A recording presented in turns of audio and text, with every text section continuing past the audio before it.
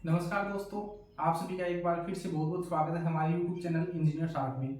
और आज के वीडियो में हम किसी ऑब्जेक्ट पर लाइटिंग एंगल और उसके इफेक्ट्स को रिप्रेजेंट करने वाले हैं। आज की वीडियो में हम देखेंगे कि किसी ऑब्जेक्ट पर जब लाइट गिरती है तो उसका कौन से एंगल से लाइट गिरने से कौन से एंगल पर कौन सा इफेक्ट पड़ता है। तो आज की जो वीडियो होने वाली है वो हमारी ड्राइंग लाइफ में जनरली बहुत से काम आती है और बहुत से लोगों को इसमें ये भी कंफ्यूजन रहता है कि कितनी डिटेलिंग देनी है। तो बने रहिए हमारे साथ आज की वीडियो में।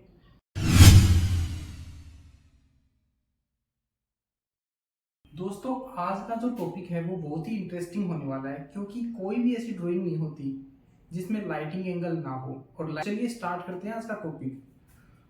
तो जनरली पहले हम एक एग्जांपल देख लेते हैं। जैसे हमारी ये बोर्ड है, बोर्ड पे यहाँ पे आपको कुछ लाइट दिख रही होगी, यानी ये लाइटिंग एंगल है। हालांकि ये इसका रिफ्लेक्शन है लाइट का, लेकिन इससे हम एक एग्जांपल लेके समझ सकते हैं। जैसे ऐसा एरिया कुछ होगा, यहाँ पे लाइट आ रही है, तो ये जो पार्ट है ये टोटल वाइट सा दिखाई दे रहा है आपको। और उसके बाद कुछ एरिया जो होगा ये हो सकता है या फिर थोड़ा और भी हो सकता है जिसमें थोड़ी शेडिंग है, यानी जो थोड़ा व्हाइट से कम हो रहा है और ब्लैक की ओर जा रहा है। और ये एरिया जो है यहाँ तक आता आता वो एरिया आ जाता है जहाँ पे टोटली ब्लैक होगा।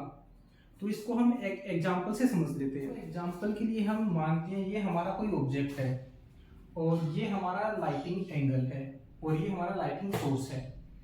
तो सबसे पहले तो हम ये देखेंगे कि जो लाइटिंग सोर्स है उसकी हमारे ऑब्जेक्ट से डिस्टेंस क्या है। उस हिसाब से इस पे जो शेडिंग है उसकी डार्कनेस होगी या फिर कितना लाइट होगा कितना डार्क होगा, ये उस पर डिपेंड करता है। जैसे मान लीजिए ये हमारा ऑब्जेक्ट है, तो ये लाइटिंग सोर्स है, इधर से लाइट आ रही है। इस चार्ट को हम एक चारकोल या फिर ग्रेफाइट पेंसिल मान लेते हैं। तो ये एरिया है, यहाँ पे डायरेक्ट लाइट आ रही है।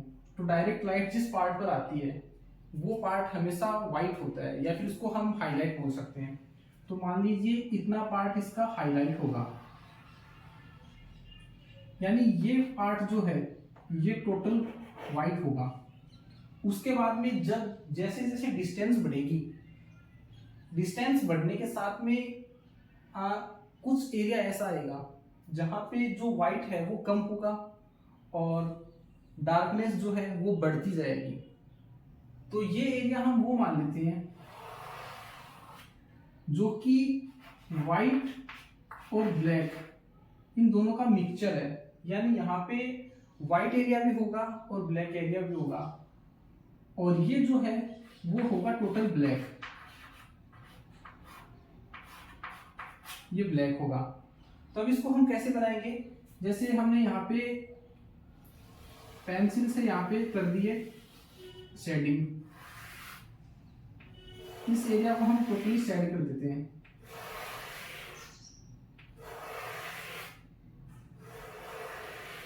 ये हमने शेडिंग कर दी।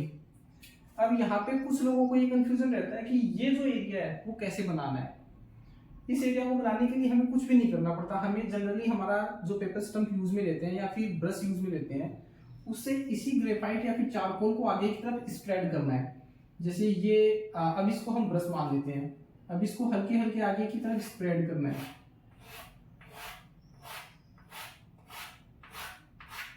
अब ये चारकोल जैसे जैसे आगे की ओर बढ़ता जाएगा वैसे वैसे इसकी जो क्वांटिटी है वो कम होती जाएगी। जैसे जैसे कम होगी तो यहाँ पे तो ज्यादा इसकी बजाय थोड़ा कम होगा, लेकिन यहाँ पे डार्क होगा और आगे जाते जाते ये हल्का हो जाएगा, हल्का होता रहेगा।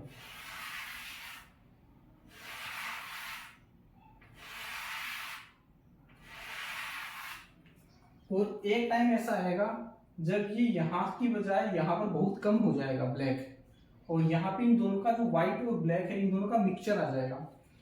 तो बेसिक कंसेप्ट इसका यही है। और जनरली ये चीजें हमारे काम आती है जो हमारे गॉगल्स होते हैं उनमें लाइटिंग के लिए। नेक्स्ट पार्ट में हम इस वीडियो को और अधिक डिटेल से समझने के लिए पेपर पर काम करेंगे और उसमें हम समझाएंगे कि एक्चुअल में लाइटिंग एंगल कैसे काम करता है। तो आज की वीडियो में हमारे साथ बने रहने के लिए धन्यवाद। नमस्कार।